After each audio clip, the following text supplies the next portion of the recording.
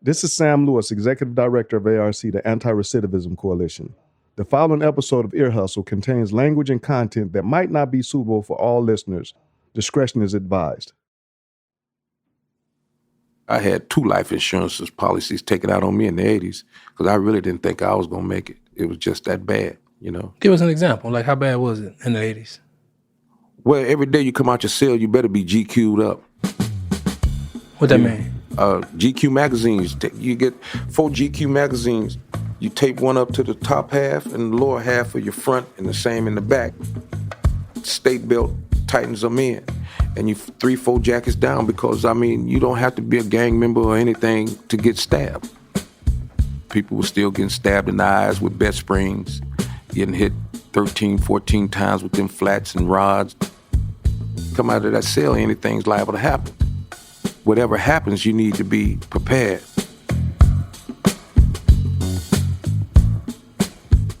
Alvin Gator Williams is an old school convict. He got to San Quentin in what, like the early 80s? Yeah, he's been around a long time. San Quentin's pretty different now. Oh, no doubt. You know, it was times that you would never see a person lay down on the grass on the lower yard. If you did, he was either stabbed or dying or something was wrong. But now you can go out there and throw a blanket out there and just lay back if you want to. So is there any part of you that misses the way it was? Just a little. I don't miss the violence. I miss the rules and regulations that each convict had to live by, because there's none of that anymore. It's really interesting to be nostalgic for a time when San Quentin was as violent as Gator described. But like he said, it's not the violence, it's the order that violence made possible or, you know, was able to reinforce. Definitely. Because back in those days, you know, there was a whole structure, a system that kept people in line. You know, rules about what type of people could associate with which. So, like, if you were in prison at the time for, like, a sex crime or you were a snitch or a cop... You wouldn't be walking that line. Things aren't going to go well. Nah, not at all. No. It'll be all bad. And there were a gang of other unofficial rules, too. You know, a lot of which have changed or dissipated. It's not the place it used to be. Nope, definitely not. We're going to talk about those changes today and see what OGs like Gator have to say about it. Okay, Earlonne, but before we go any further, let's talk about all the possible things that OG could actually mean. Original gangster. It's not old geezer. Nah, it might be old guys in this sense.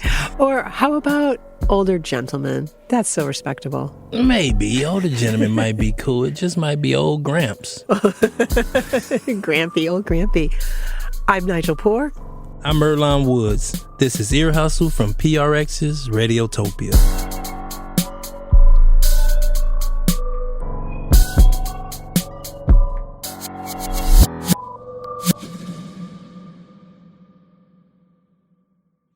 Man, it's hard to define San Quentin.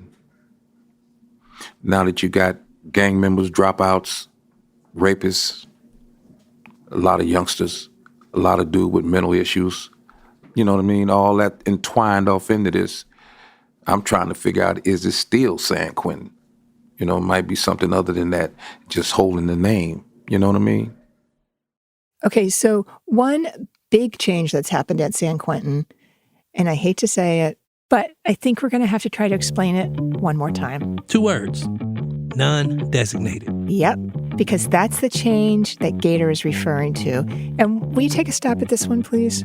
A stab? Really? Okay, sorry. Will you try to explain this one, please, sir? So, a few years ago, San Quentin became what's known or what's called a non-designated yard. Tell me more, my friend.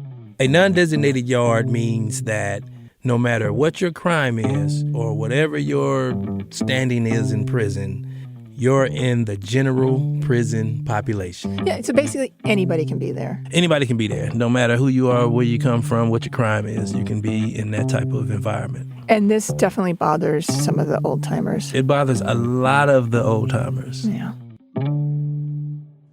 The administration don't want the guys over there in A section to tell us anything about what they're in here for. snitches, rapists, or people that did things to senior citizens and stuff like that. We can't tolerate that. I mean, it's a code of ethics to hit the wrong side of the law.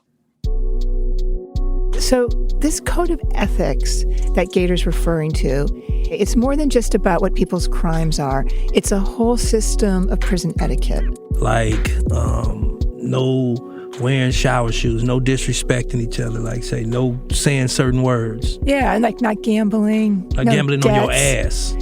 Meaning, okay. you can gamble, but don't gamble on your ass. Meaning you better have some money to pay them debts.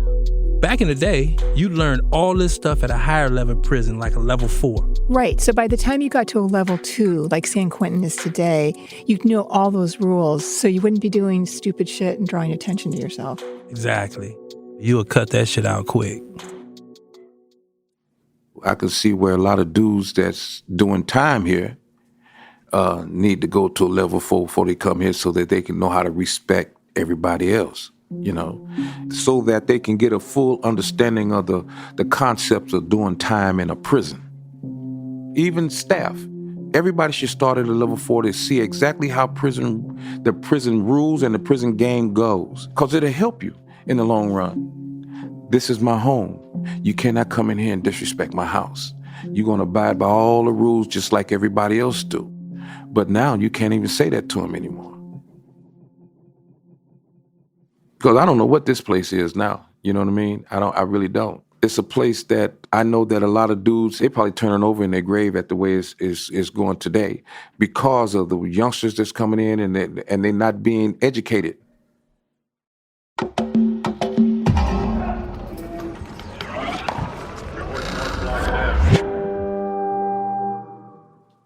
First time I came, I have never seen a white guy. From where I come from, I never seen a white guy that weighed over 300 pounds, 6'7". Right, he looked like a barbarian. And his hair came way down here and his shoulders was this wide. Right, so it scared me to death. I'm like, wow, where do they get these creatures from? Eddie Turner is 62, and he's been incarcerated for a total of about 17 years over 3 stints, twice at San Quentin. So the first time he was there was the early 80s, that time Gator was talking about, and he was brand new to prison at that time. And he's a perfect example of what Gator's talking about, right? Getting schooled by your elders. Right, right. Can you tell me about any lessons you learned the hard way as a youngster first coming to prison? Well, I learned about that word. Right, the N-word, real bad. And I used to be saying it over the tier, and these brothers came at me. They came to my cell, and they looked at me, and he said, hey, young brother, we don't use that word here.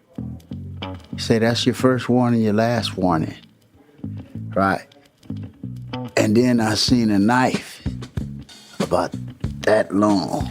That's like 20 inches. Yeah. He said, you get the point or you want the point? I said, I get the point. And I never had a problem with that word again. Okay, Erlon, a 20-inch knife, that's a real lesson. That's some movie shit.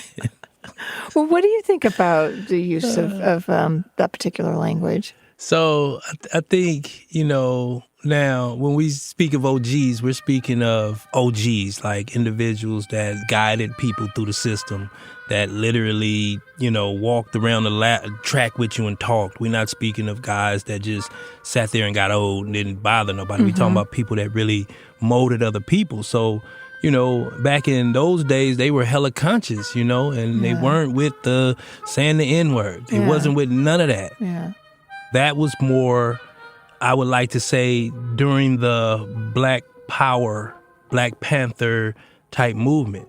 But then, when like the gangs came through, like the street gangs, the Crips, the Bloods, it was nigga this, nigga that, nigga, and you was gonna be fighting a major fight just behind a word, and I don't think it rose to that. But I know for a long time you had certain individuals that did not like the word, period. Mainly it was more people that was on the Black conscious or the Muslims or something like that. I still hear guys debating it inside San Quentin today. Because you're going to always have the old heads. And you're going to have the young cats. I'm with the old ones. Yeah. I mean, definitely. They definitely had a point. Yeah.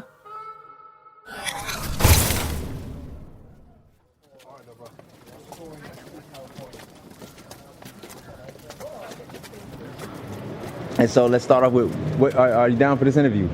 Yes. Wait, can I ask you a question?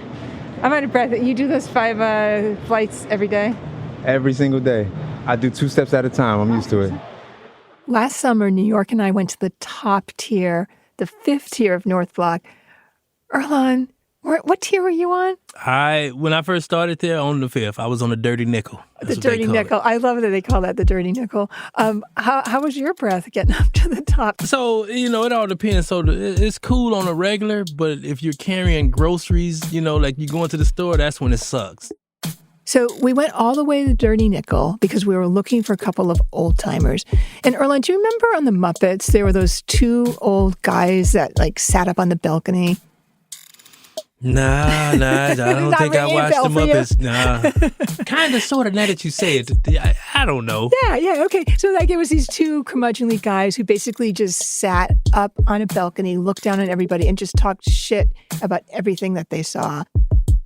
These guys on the Dirty Nickel are just like that. They lean over the tier and complain about everything that they see happening below them. Kind of like prison TV. What's your name and how long you been incarcerated? My name is Isaiah Caldwell. I've been incarcerated 24, almost 25 years. I've been here in San Quentin for almost 17 years next month. And how old are you? I'm 52. Would you consider yourself an OG? Yes. What does it mean to be an OG? Well, coming up from the streets, it used to mean original gangster. But as in the prison life, it's more of the older gentleman that has the wisdom, that's been around, that's actually conveying information to the youngsters. Is New York an OG? He's more of an old geezer. Wait a minute, I'm a year younger. Doesn't matter. He moves old. Everything he does is old. I'm going to take a wild guess and say these 2 dudes have some opinions about the new generation coming up in San Quentin. Of course they do. You see some of the strangest things here. If you got out and told somebody this story, they will lock you up. They would not believe you whatsoever. They'll start backing away like, he's been incarcerated too long. Something's not right with this guy. He's off of his rocker. I mean, that's the stuff you're going to see. Screwball behavior. Screwball behavior.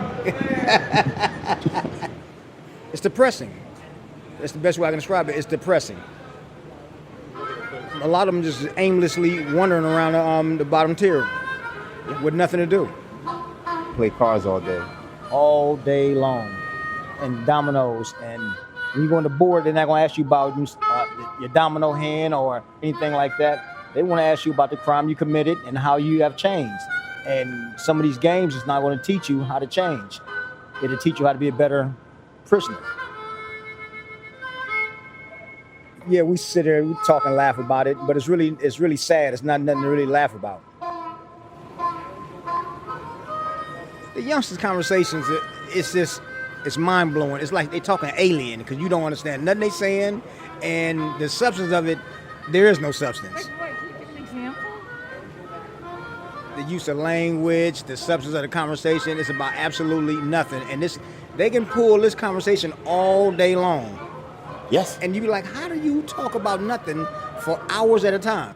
I mean, most of the time it's about the person on the outside not doing the package, not sending the money, da-da-da-da-da. Hey, she gonna come visit? I don't care if she visits. I just want the money. And it's not the language that I'm using. It's, a lot of profanity. But they never get visits. They never get visits. And you wonder why.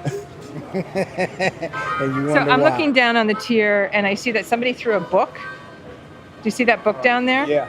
That's screwball behavior, throwing a book? That is screwball behavior all the time.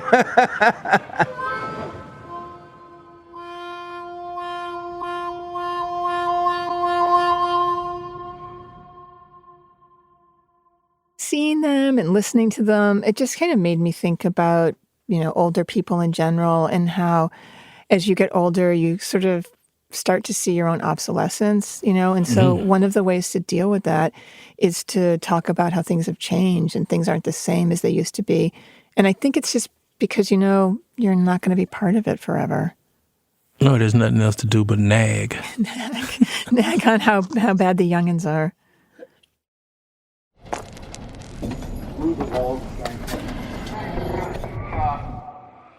How many cells have you lived in since you've been in San Quentin? Oh, 1, 2, 3, 4, 5 cells.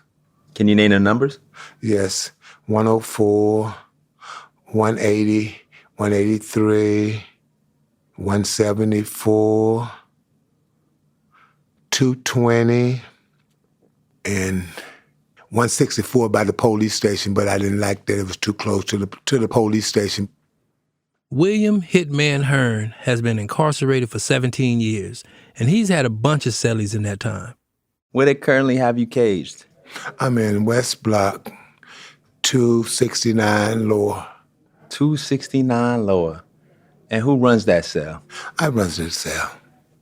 You the cell captain? I'm the cell captain. So cells are a typical place where OGs try to share their prison wisdom. And Earlonne, I'm just wondering, how do you react to that idea of a cell captain? I get triggered. That's how I react, because, I'm always the person that try to think rational. Yeah. Like, they gave us a cell that's for both of us. Yeah. So it's both of us, not just you.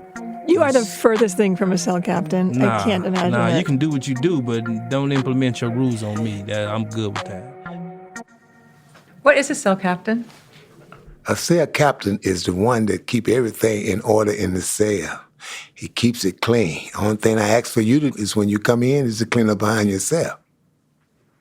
If you come in the cell the first day, I like to really peep you and see how you're living. And sometimes you might come in with a lot of dirty clothes. So I try to keep something in there for you because them clothes get to smell it. Hygiene. OGs are obsessed with hygiene. I mean, hygiene is one of them things you cannot live in a small quarters with someone else that's funky. Okay, well, fair enough. Then maybe they have something But here. you don't have to be looking for that. He looking for I it. just imagine him going around like... He looking for dirty clothes. Yeah, we all know dirty clothes stink, but the sniffer. Okay, man, I know you need a shower. You ain't been showering or something over there. You can go shower right now. You ain't got no clean clothes. He said, well, they can say I'll get some tomorrow. Okay, then. We work with him like that. But I also let him know when you come in that I'm a Muslim. I pray 5 times a day. I like to pray inside the cell. Shoes off at the door when you come in. The floor look like water running across the floor. That's how waxed up it is. It costs money to keep that wax on the floor like that. What other rules are there? So no shoes. No shoes off. I would ask you, if you're not a Muslim, if you would mind if you urinate in the bathroom, would you mind, if you sit down? Well, they say if I don't sit down, well, can you squat down and get low? They just said, well, I'm not no woman. Well, okay, then, that's cool. Well, if you want to stand up and urinate, you got to clean up behind yourself because urinate splashes upside the wall.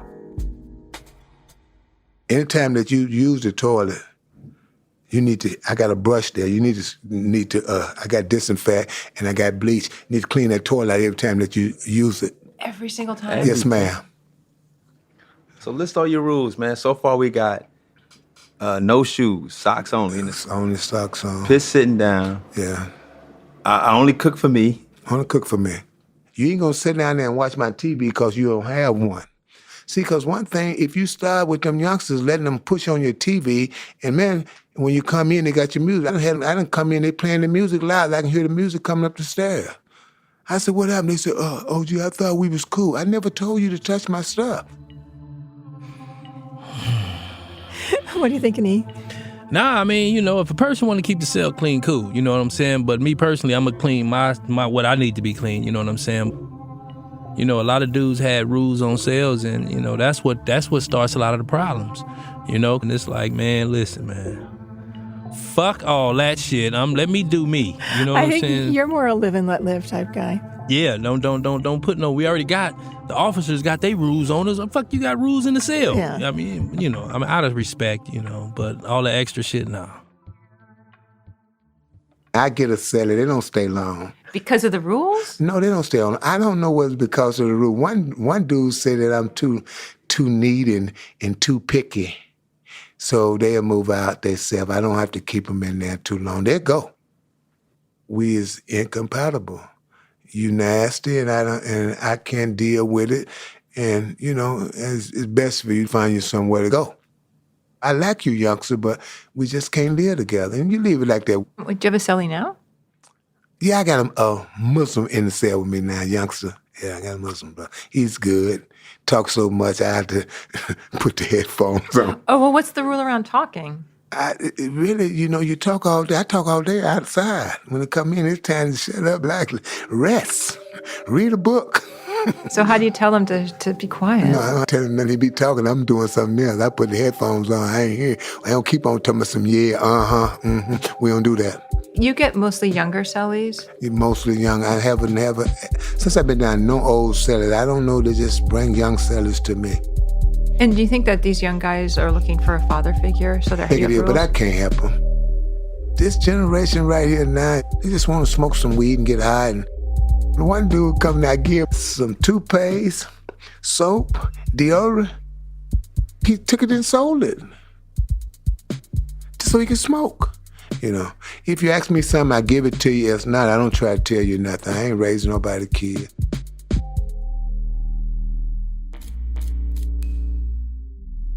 After the break, The youngsters clap back.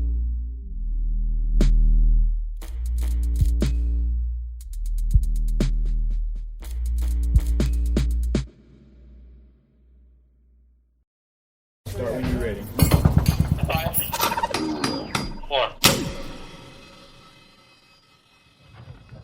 What's an OG?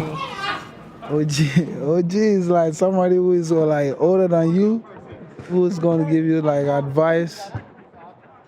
Yeah, we call them OG because where he's been, you never been there. He always tell you, hey, do this, do this, do this. But sometimes you feel like we are in prison. I want to do whatever I want to do too. They've been down for a minute, so they know every trick, and they got OG tricks. The OG tricks, they've been tricking the youngsters because. Like, what's an OG trick? OG trick is like, okay, I'm going to the water fountain. You're going to go drink water.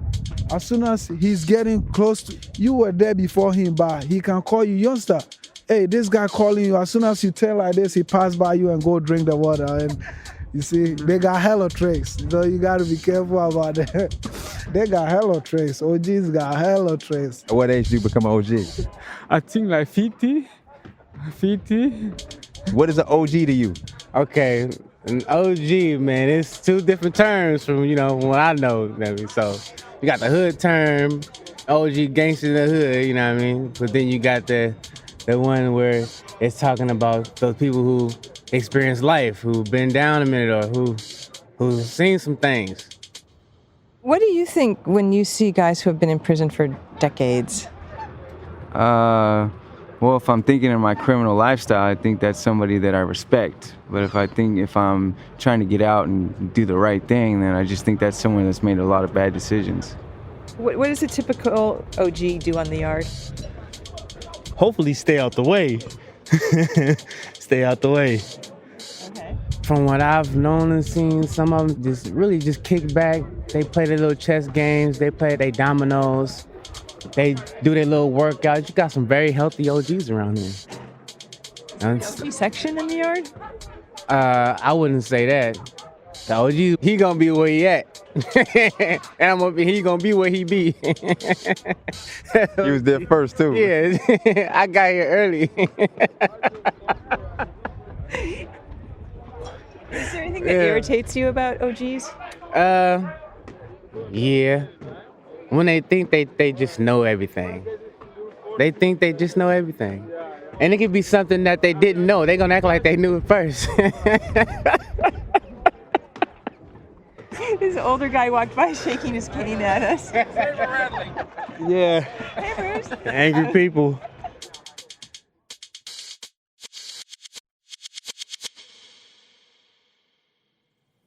How did you get started with Shakespeare? I happened to see a San Quentin news thing, and I saw some brothers on it, and I seen lots of pretty women on there too. You know what I'm saying? Darwin Tall Billingsley is in his 60s. He's been incarcerated 41 years. And for the last couple of years, he's been involved with a group that performs Shakespeare's plays in prison. Oh, foolish youth. You seek the greatness that overwhelm you. Stay but a little, for my day is dim. We went out to the yard the other day, and Tall did an impromptu performance as one of Shakespeare's classic OGs, Henry IV. A young guy named Ray Ray is playing his son, Prince Hal. Oh, pardon me, my liege. There's your crown, and he that wears the crown immortally, long God is yours. For I once here came in. You know, King Henry's old now, and he has a son, which is me. And he's young. He want to party. He wants to, be with his boys, be around the women, all that type of stuff. Prince Hal doesn't want to be, king. He just want to live his life. He don't want to take responsibility, take care of his people, take care of the kingdom.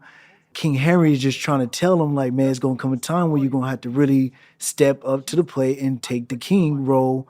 If you don't, our kingdom is in jeopardy. Oh, my poor son. Come hither, Harry. Sit thou by my bed, and hear, I think, the greatest counsel I shall ever breathe. God King knows Henry my he's sick, and so he's on his deathbed.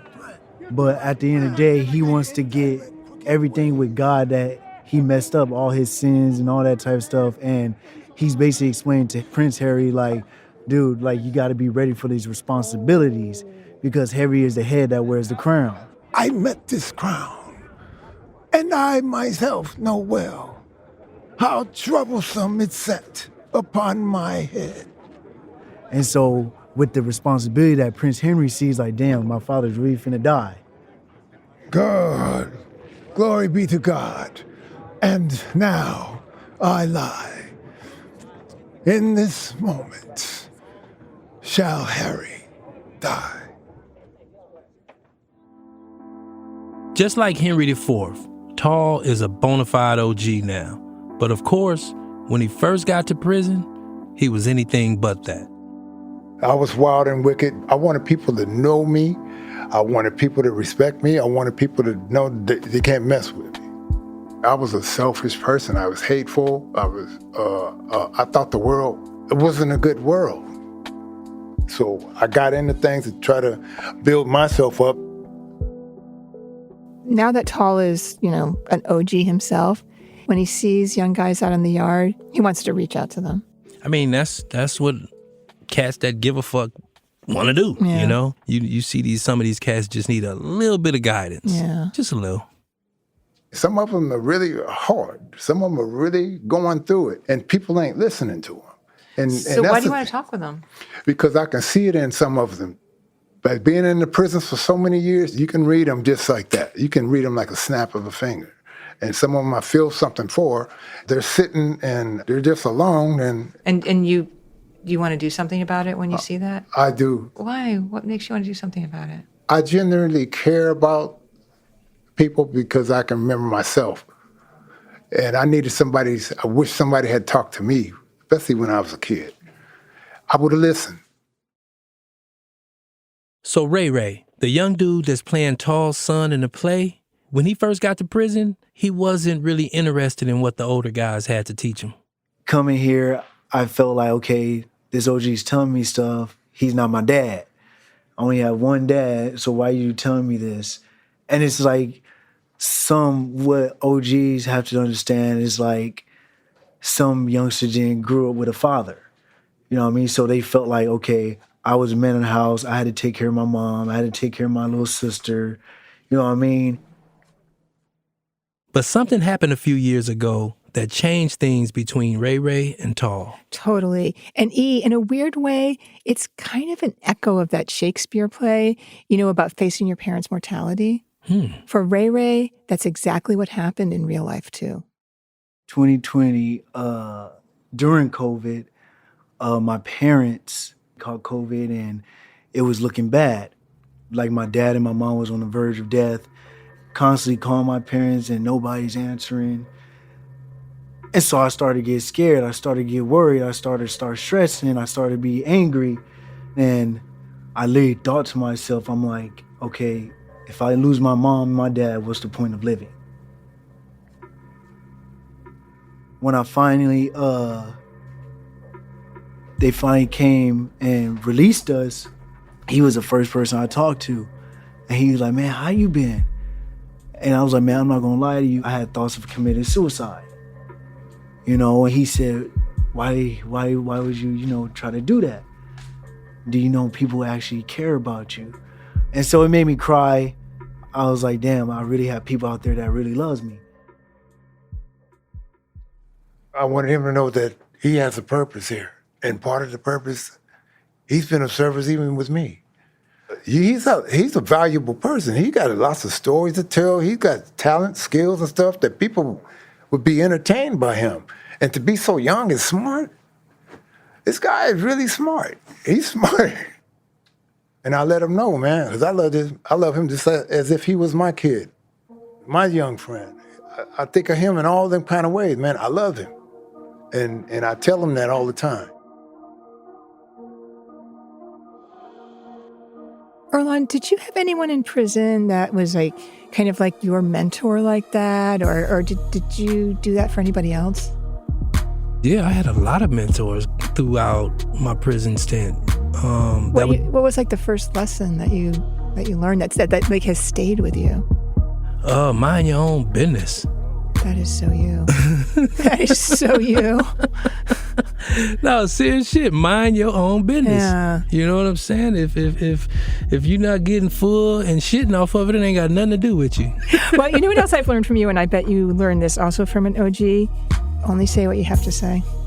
Yeah. I had an OG that told me, he say, once it leave your lips, you don't own it no more. People can do whatever they want to do with those words.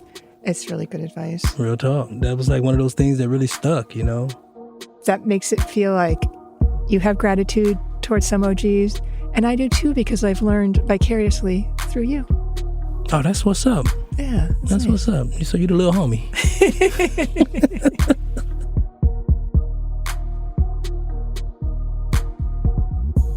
Thanks to Tony, Africa, Damien, and Cassell for speaking to us out on the yard at San Quentin. Ear Hustle is produced by me, Nigel Poor, Earlonne Woods, Amy Standen, and Bruce Wallace, along with Neroli Price and Rasan New York Thomas. With help from Tony Tafoya and Rashid Zinneman. This episode was sound designed and engineered by me, Earlonne Woods, with help from Fernando Arruda. It features music by Antoine Williams, Rashid Zinneman, E. Phil Phillips, Aaron Showtime Taylor, Gary Harrell, and David Jossi. Amy Standen edits the show, Shubnam Sigmund is the managing producer, and Bruce Wallace is our executive producer. Thanks to acting warden Oak Smith, and as you know, every episode of Ear Hustle has to be approved by this woman here. I am Lieutenant Guim'Mara Berry, the Public Information Officer here at San Quentin State Prison, and I approved this episode. This episode was made possible by the Just Trust, working to amplify the voices, vision, and power of communities that are transforming the justice system. And don't forget to sign up for our newsletter, The Lowdown, where you can learn more about each episode and find out what the Ear Hustle team is up to. Subscribe at earhustlesq.com/newsletter. And you can also find out more about the show on Facebook, Twitter, and Instagram at Ear Hustle SQ. Ear Hustle is a proud member of Radiotopia from PRX. Radiotopia is a collection of independent, listener-supported podcasts. Some of the best podcasts around. To hear more, go to radiotopia.fm. I'm Nigel Poor. I'm Earlonne Woods. Thanks for listening.